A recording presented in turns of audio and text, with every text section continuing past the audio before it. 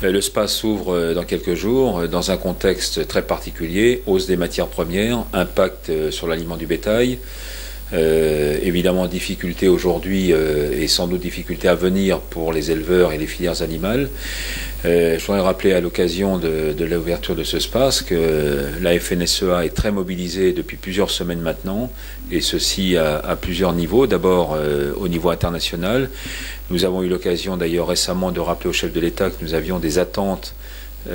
pour reprendre les discussions au niveau du G20, ce que fut le G20 agricole il y a un an. Il faut continuer les discussions, en particulier sur des sujets essentiels comme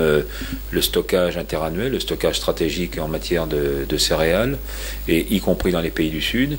Faire aussi en sorte que les marchés financiers qui aujourd'hui ont tendance à spéculer en plus des fondamentaux sur ces matières premières agricoles soient un peu mieux encadrés. C'est aussi une demande que nous formulons.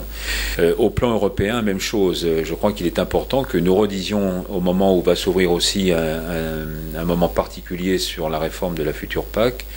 de rappeler qu'il y a besoin en Europe de disposer à la fois d'outils, de mécanismes et de moyens pour faire un peu de régulation, en tout cas encadrer un peu plus les marchés agricoles. Et on voit bien que les crises à répétition, qu'elles soient climatiques, sanitaires ou qu'elles soient crises de marché tout simplement, imposent aujourd'hui à l'Union de sortir peut-être d'une logique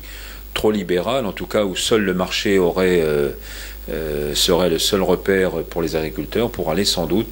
vers une prise en compte et donc une intervention publique, politique, plus importante qu'elle ne l'est aujourd'hui. Et puis il y a le plan national, et au plan national, deux types d'initiatives aujourd'hui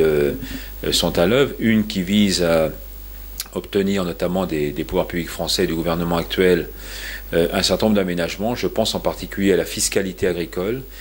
qui doit être repensée parce que nous avons aujourd'hui nécessité d'avoir une gestion que je qualifie d'interannuelle, faire en sorte qu'on puisse par exemple provisionner certaines années pour passer des caps un peu plus difficiles. Et on voit bien que cette volatilité excessive aujourd'hui nous impose d'avoir de nouveaux mécanismes. J'espère d'ailleurs que le chef de l'État fera une annonce un peu dans ce sens-là au cours du SPAS. Et puis l'autre dimension, c'est une dimension à la fois plus professionnelle et interprofessionnelle. Deux initiatives aujourd'hui que la FNSEA porte. La première qui vise à réouvrir des négociations commerciales avec la grande distribution en particulier pour réimpacter la hausse des matières premières et notamment de l'aliment du bétail sur les produits finis. C'est vrai pour la volaille, c'est vrai pour le porc, c'est vrai pour la viande bovine, c'est vrai pour le lait. Là, nous serons à la manœuvre dès d'ailleurs la semaine du SPAS avec des rencontres avec nos interlocuteurs industriels et distribution. Par ailleurs, je veux aussi saluer l'initiative d'Orama qui propose de mettre sur pied un fonds à destination de l'élevage, un fonds qui serait doté dès cette année, dès cette récolte 2012, et qui vise justement à apporter des réponses concrètes, à la fois sur le court terme, mais peut-être aussi sur le moyen long terme, sur du plus structurel à destination de l'élevage. Je la salue d'autant plus qu'elle préfigure peut-être ce que pourrait être à l'avenir des relations entre filière végétale, filière animale, les uns étant les clients des autres, mais en même temps, cette capacité peut-être à retrouver à travers nos activités, non seulement une forte complémentarité, mais sans doute une stratégie commune. Et si je le dis avec beaucoup de vigueur, c'est parce que autant nous sommes d'accord et nous sommes conscients qu'il y a besoin de traiter des sujets de manière transversale, par exemple tout ce qui concerne la compétitivité de nos productions, ça vaut pour toutes les productions. Par exemple, le devenir de la PAC, c'est un peu la même dimension, la même démarche,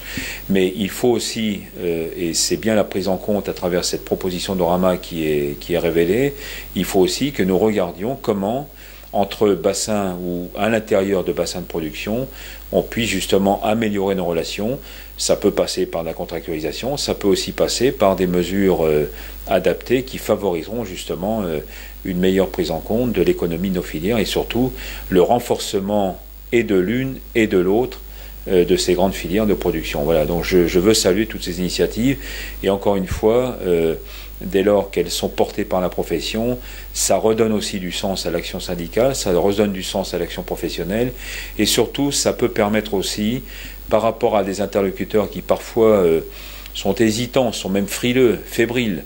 par rapport à la nécessité, j'évoquais la distribution, mais c'est vrai aussi pour les pouvoirs publics, à apporter des réponses au monde agricole, eh bien nous faisons la démonstration que nous faisons nous aussi des choses. Ce fut le cas avec la paille en 2011, c'est le cas à nouveau avec ce fonds, pour améliorer la situation des uns et des autres, et j'espère que ce sera pris à la bonne mesure, et en tout cas avec toute la justesse et toute la capacité d'engagement des agriculteurs par nos interlocuteurs qui eux aussi feront les efforts que nous attendons de leur part.